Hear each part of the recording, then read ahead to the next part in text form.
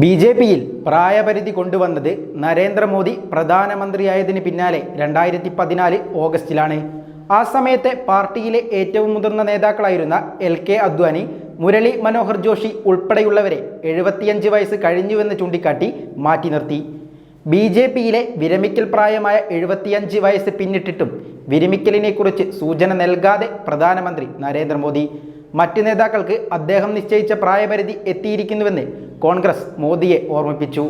പക്ഷേ നമ്മൾ മനസ്സിലാക്കേണ്ട വസ്തുത, നരേന്ദ്രമോദി പ്രധാനമന്ത്രി സ്ഥാനം ഒഴിഞ്ഞാലും ഇന്ത്യ RSS എന്ന രാഷ്ട്രീയ സ്വയംസേവക് സംഘത്തിന്റെ കൈകളിൽ ഭദ്രമാണ്. നരേന്ദ്രമോദിയേക്കാൾ വ്യക്തിപ്രഭാവവും ഇച്ഛാശക്തിയും തന്ത്രശാലികളുമായ നേതാക്കളെ RSS വളർത്തിയെടുക്കുന്നുണ്ട്. ഒരു നരേന്ദ്രമോദി പോയാൽ മറ്റൊരു നരേന്ദ്രമോദി ഉദയം ചെയ്യും. 1985 മാതൃസംഘടനയായ RSS മോദിയെ ബി.ജെ.പിയിലേക്ക് അയക്കുന്നത്. 2001 മുതൽ 2014 വരെ ഗുജറാത്ത് മുഖ്യമന്ത്രിയായി. 2014 മെയ് 26 ഭാരതത്തിൻ്റെ 14ാമത് പ്രധാനമന്ത്രിയായി അദ്ദേഹം ചുമതലയേറ്റു. ആ രാജ്യസേവനം 75ാം വയസ്സിലും തുടർന്നുകൊണ്ടിരിക്കുന്നു. ഭാരതത്തെ ലോകത്തിൻ്റെ നെറുകയിലെത്തിച്ച വികസന നായകൻ, ബഹിരാകാശവും കടന്നുപോകാൻ ശാസ്ത്രജ്ഞർക്ക് ആത്മവിശ്വാസം നൽകിയ സൂപ്പർ ഹീറോ, പാക് ഭീകരതയ്ക്ക് തിരിച്ചടി നൽകാൻ സൈന്യത്തിന് കരുത്തു നൽകിയ കാവൽക്കാരൻ, കോടാനുകോടി ജനങ്ങളുടെ പട്ടിണിയകറ്റി അടച്ചുറപ്പുള്ള പാർപ്പിടവും ശുദ്ധജലവും എത്തിച്ച ജനസേവകൻ. ഇങ്ങനെ തുടരുന്നു നരേന്ദ്രമോദി എന്ന പ്രധാന സേവകൻ്റെ യാത്ര. അപ്പോഴും രാജ്യത്തിൻ്റെ വൈവിധ്യവും മതനിരപേക്ഷയും സംരക്ഷിക്കുന്നതിന് പകരം ഒരു മതാടിസ്ഥാനത്തിലുള്ള രാഷ്ട്രം സൃഷ്ടിക്കുവാനാണ് ഈ ഗവൺമെൻറ് ശ്രമിക്കുന്നത്.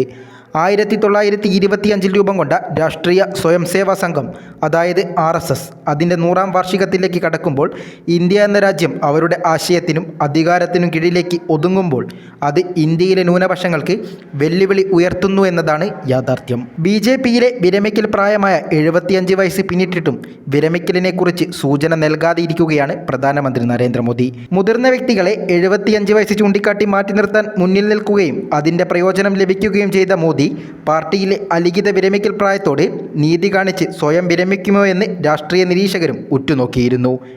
75 വയസ്സായാൽ സന്തോഷത്തോടെ മറ്റുള്ളവർക്ക് വഴിമാറിക്കൊടുക്കണമെന്ന RSS മേധാവി മോഹൻ ഭഗവത്തിൻ്റെ പ്രസംഗത്തോടെയാണ് മോദിയുടെ വിരമിക്കൽ ചർച്ചയായത്.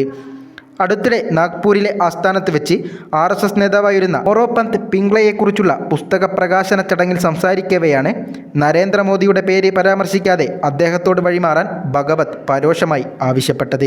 75 വയസ്സ് തികഞ്ഞ് ഷാൾ നൽകി ആദരിക്കുകയാണെങ്കിൽ അതിനർത്ഥം നിങ്ങൾക്ക് വയസ്സായിട്ടുണ്ടെന്നും മറ്റുള്ളവർക്കായി വഴിയൊരുക്കുക എന്നുമാണെന്ന പിംഗ്ലയുടെ വാക്ക് ഭഗവത് ഓർമ്മിപ്പിക്കുകയായിരുന്നു. പ്രസംഗം പ്രതിപക്ഷം ഏറ്റുപിടിച്ചതോടെ തൻ്റെ പരാമർശങ്ങൾ ഇപ്പോഴത്തെ നേതാക്കളെ ഉദ്ദേശിച്ചുള്ളതായി വ്യാഖ്യാനിക്കരുതെന്നും ഭഗവത് പിന്നീട് ആവശ്യപ്പെടുകയായിരുന്നു.